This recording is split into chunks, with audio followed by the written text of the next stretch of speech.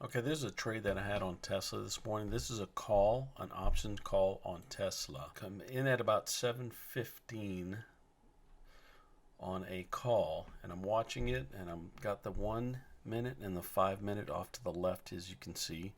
1 minute being on the top, 5 minute being on the bottom. I've got a 5 and an 8 EMA, and I've got the white line is the indicator, the 50 simple moving average.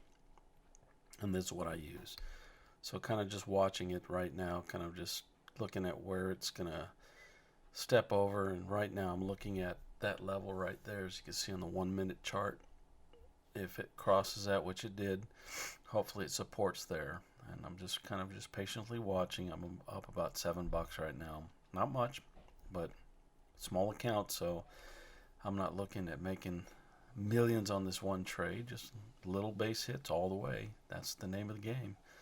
And I'm just watching here, and it's going down, and got to be patient, because what I see with the 8 and the 5 is showing me that's in an upward momentum, got some upward movement, and the 50 being where it's at, it's still showing me that it's still bullish.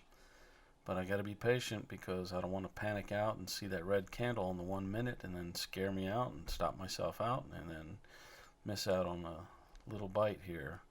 As you can see, it's starting to go up again, and I went past beyond my level, but I'm looking at the 1 minute, and once it passes or gets close to that candle, like that third or fourth minute candle, that's when I'm going to get out, and that's what I did. Good little trade in it, maybe 2 minutes, and in and out 2 minutes, and the profit on that call, the option call, was $31, which is not bad for 2 minutes of work.